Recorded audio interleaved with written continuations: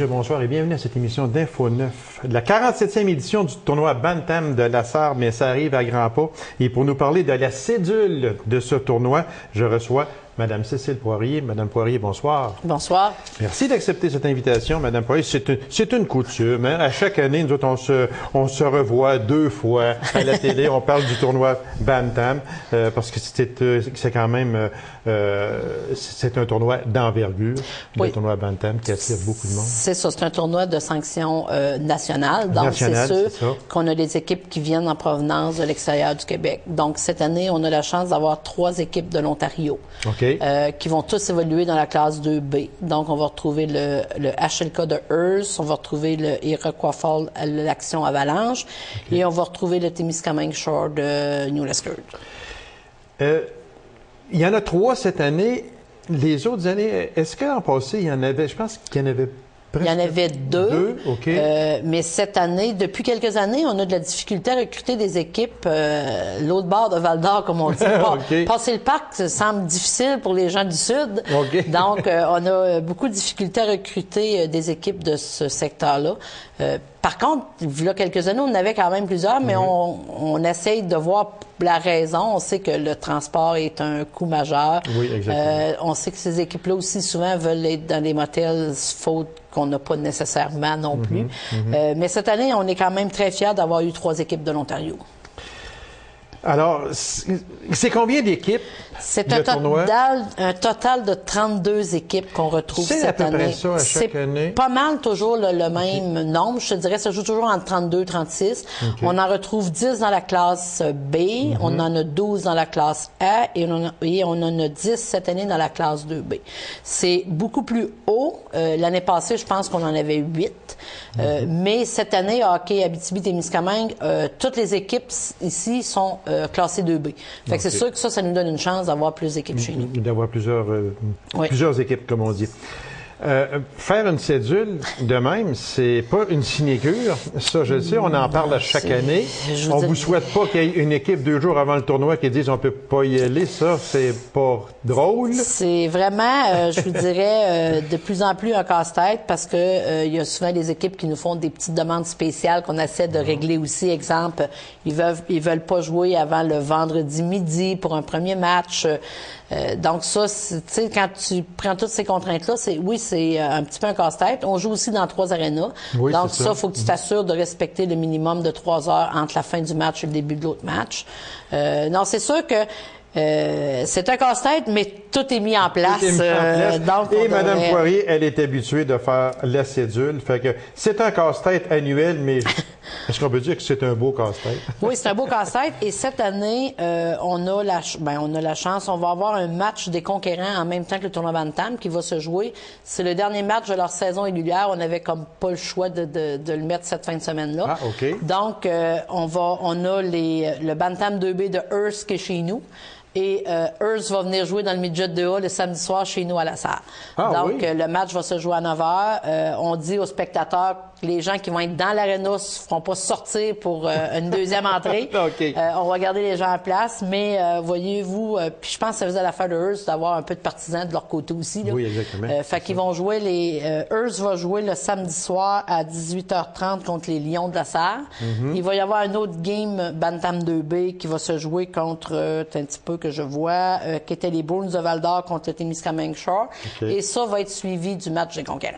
Fait que ça veut dire que, pour bien informer les gens, c'est qu'il y aura le samedi soir un match des conquérants de la Sarre contre les élans de Hearst. Oui. C'est ça? Oui. Et puis, les gens qui seront déjà présents dans l'aréna, qui seront là avec leur laissez-passer ou payés à l'entrée, peu importe, vont rester bien assis pour regarder le match des conquérants et des élans de Hearst s'ils veulent rester. Il n'y aura pas un surplus à payer. Il n'y aura pas un surplus à payer et on encourage fortement les gens à rester. Je pense qu'il va y avoir une belle ambiance à l'aréna et ce serait le fun que nos petits hommes verts connaissent un aréna rempli à pleine capacité aussi. Ce serait plaisant à ce moment-là. Alors, on répète aussi que cette cédule-là, mais c'est pour les 3 arénas. Oui, les 3 arénas. Le tournoi débute officiellement le jeudi soir à 16h à la Sarre.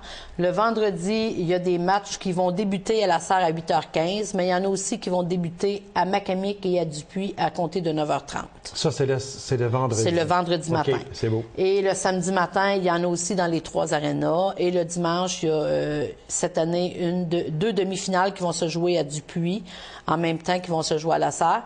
Et les grandes finales vont débuter à compter de 13h, tous à la Sarre, la finale du B suivie de celle de A et du 2B. Pour que ça prenne fin autour de 16h, 16 le dernier match est prévu à 16h pour se terminer vers 17h30, 18h pour que les gens puissent retourner chez eux. Alors, la partie d'ouverture. Oui. Elle se tient à la Sarre, et c'est tout à fait normal aussi. Se tient chez nous à compter de 21h le vendredi soir contre le Action Avalanche contre les Lions de la Sarre. Okay. Donc, on encourage fortement les gens à venir les encourager. Les Lions, par contre, vont avoir joué un match le jeudi soir également. Parce que dans la classe 2B, cette année, considérant qu'on avait 10 équipes, ils sont tous assurés de jouer un minimum de 4 matchs dans cette classe-là, dans la classe 2B. Ils jouent tous 4 matchs avant de faire la demi-finale. Donc, on encourage fortement les gens à venir. Je pense ce qui fait notre réputation au niveau de l'Ontario, c'est de voir les arénas pleines, de voir l'ambiance qu'il y a dans ce tournoi-là. Je pense que ça encourage fortement les jeunes à venir. Sûrement. Et puis, il y a autour de ce tournoi-là, il y a tellement de bénévoles qui gravitent autour de ça que c'est votre merci aux bénévoles, c'est de voir les gens qui sont sur place. Oui, et je pense que les bénévoles on signifie jamais l'importance qu'ils ont. Moi, je dis souvent aux gens, il y a des gens qui me disent, regarde, je peux y aller juste 3 heures, mais ce 3 heures-là, pour nous, peut être celui dont on avait vraiment besoin. Donc, ça, je pense qu'on leur dit jamais assez merci à ces gens-là qui viennent nous supporter. Donc, j'en profiterai également pour les remercier d'avance et on sait qu'ils sont souvent disponibles et je trouve que c'est plaisant. On forme une genre de petite famille dans cette fin de semaine-là et pour toute autre activité. Fait que donc, à tous les gens qui veulent donner un peu de temps à ces jeunes-là, parce que la cause, c'est tous les profits sont versés aux jeunes du hockey mineur. Oui, exactement. Donc, c'est sûr que plus on sauve des coûts, plus d'argent revient à ces jeunes-là. Donc, au nom de ces enfants-là, je vous dis un gros merci. Puis, les personnes qui nous prennent en ce moment, puis qui pourrait dire, mais regarde, moi, j'aurais peut-être une demi-journée. Qu'est-ce qu'il pourrait faire? Moi, je pense que si vous avez du temps, écoutez, appelez-nous au Colisée de la Sarre. On va acheminer aux responsables de chaque secteur. Si jamais vous avez du temps, vous pouvez nous rejoindre dans le 819-333-2291. Mon poste est le 251. J'ai une boîte vocale. Vous pouvez me laisser un message. Ça va me faire plaisir de vous rappeler. Oui, elle a une boîte vocale, parce que je laisse souvent des messages à Cécile. Puis, on peut compter sur elle. Il reste à peine 2 minutes, Mme Poirier. Si on parlait du coût d'entrée. Le coût d'entrée, si vous procurez votre laissez-passer en pré-vente, c'est 10 $. Donc, on vous incite fortement à le faire. Sinon, à la porte pour les 3 jours va être à 12 $ ou à la journée à 5 $. Et c'est sûr que si vous payez à la journée, on étampe les personnes avec une couleur et c'est bon pour Macamic et Dupuis. Mais je pense qu'au coût de 10 $, c'est intéressant de se le procurer à l'avance. Et ça comprend c'est un beau porte-clés aussi. Puis, ça comprend tous les matchs dans les 3 arénas et c'est justement aussi le samedi soir, ça comporte également le match entre les élans de Hearst et les conquérants de la C'est ça. Si vous êtes déjà rentré pour venir au tournoi Bantam, sinon, si vous venez juste pour le match, peut-être, par contre, il y aura une admission, mais si vous êtes déjà assis dans l'aréna, on ne vous sortira pas, soyez pas inquiets. OK. Fait que c'est dans les 3 arénas de la Sarre, Macamic, Dupuis. Oui. Et la grande finale se jouera à la Sarre. La finale 2B a lieu dimanche à compter de 16h. Et le match d'ouverture, on le répète? Vendredi, 21h contre, je vous ai dit tantôt, le Témiscamingue, Action Avalanche, contre les Lions de la Sarre. Alors, c'est la fin de semaine du 4 au 7 février. 4 au 7 février, donc dans les 3 arénas de la Sarre, Macamic et Dupuis. On invite les gens à y aller. Madame Poirier, merci infiniment. Et comme à chaque année, on vous souhaite tout le succès possible. Merci beaucoup. C'est moi qui vous remercie. Alors, mesdames et messieurs, courte pause. On vous revient immédiatement après. Restez avec nous. Le diabète, terrible maladie. En Abitibi-Témiscamingue, en 2006-2007, 8243 cas de personnes qui étaient atteintes de cette terrible maladie. Si on compare à 1999-2000, c'était 5075 personnes, donne soit une hausse de 62 % en 7 ans. C'est énorme comme statistique. Alors, pour nous en parler, je reçois du Réseau de la santé et des services sociaux des Aurores boréales un nutritionniste, M. Normand Yel. Monsieur Yel, bonsoir. Bonsoir. Monsieur Yel, quand on regarde ça, ça fait peur. Oui. Ça fait peur. Parce que, moi, j'aimerais qu'on commence là. Expliquez-nous, le diabète, c'est quoi exactement? D'accord. Alors, le diabète, c'est une maladie chronique. C'est une maladie chronique qui touche un organe qui s'appelle le pancréas, qui a de la difficulté à produire de l'insuline, ou encore que cette insuline-là produite a de la difficulté à faire son travail, à se rendre au bon endroit, donc à utiliser le sucre que l'on va chercher principalement dans notre alimentation.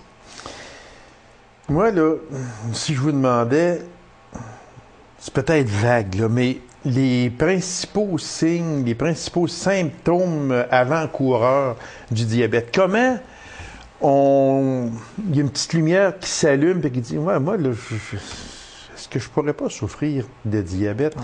Puis là, on prend panique un petit peu, on va voir son médecin. Bon, c'est quoi, là, qu'on est assis chez nous, là, puis qu'on a, là, différents signes ou symptômes qui pourraient nous dire que...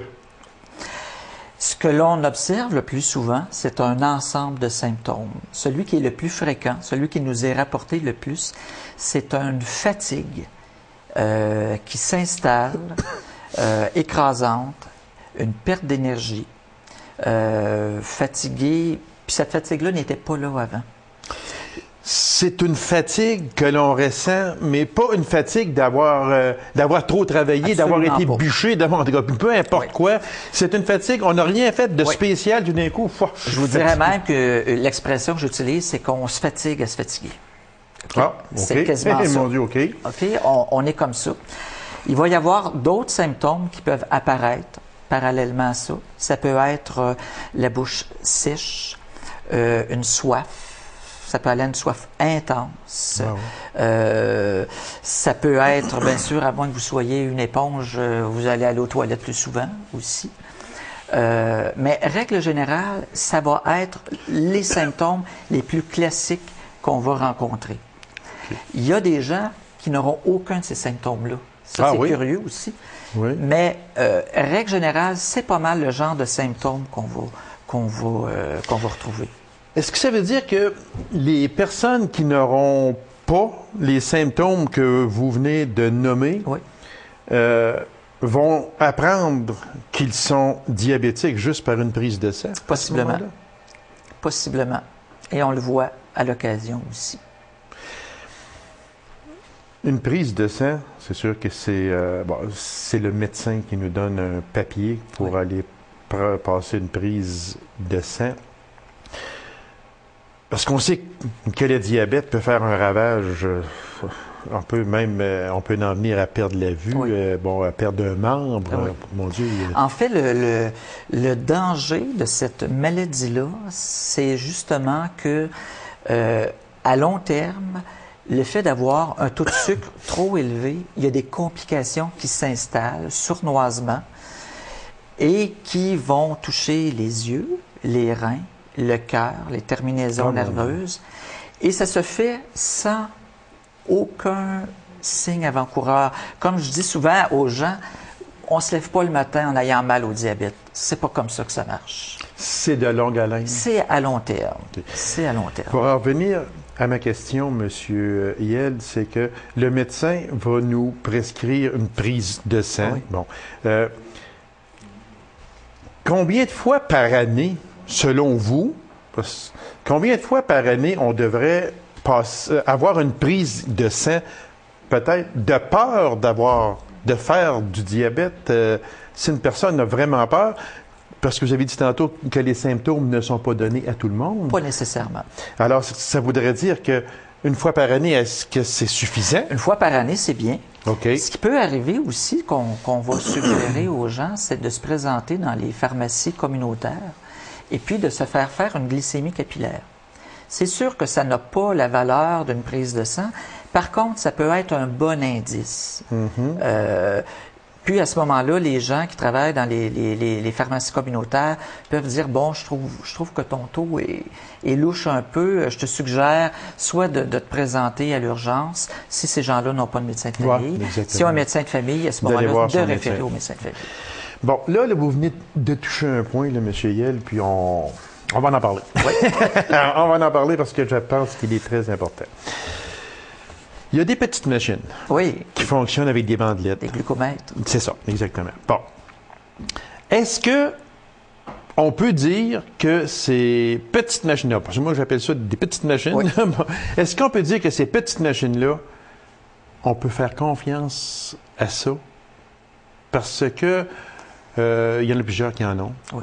Puis, est-ce qu'on peut dire, là, c'est aussi bon qu'une prise de sang à l'hôpital qu'une infirmière ou un infirmier va prélever sur nous? Est-ce que c'est aussi bon que ça? C'est aussi bon. C'est sûr que ça n'a pas la précision d'une prise de sang. Nous, au niveau clinique, on va toujours se servir du résultat de la prise de sang faite à l'hôpital. Par contre, lorsque les gens utilisent le lecteur de glycémie, règle générale, le résultat ressemble beaucoup au résultat de la prise de sang faite à l'hôpital. Par contre, ce que je vous dirais par rapport au lecteur de glycémie, c'est qu'il faut être quand même à l'aguet dans le sens qu'il y a toute une procédure qu'il faut respecter. Comme par exemple, il y a des gens qui oublient de vérifier la date de péremption de leur bandelette. OK, c'est très important. Très important. Okay. Il y a des glucomètres aussi qu'on doit coder, dans le sens que sur la petite boîte de bandelette, il y a un code et chaque fois qu'on change de boîte de bandelette, on doit ajuster le code. Et c'est l'erreur principale que font beaucoup de gens. Donc, les données ne sont pas bonnes à ce moment-là. On ne s'y fie pas. OK, c'est beau. On ne s'y fie pas à ça, oui. Moi, je vais vous donner, ou je vais vous... Simplement, on va faire un test, tous les deux, si vous me permettez. On va prendre l'exemple d'une personne, peu importe qui fait attention à sa nourriture, mais pas exagérément. D'accord. OK, bon.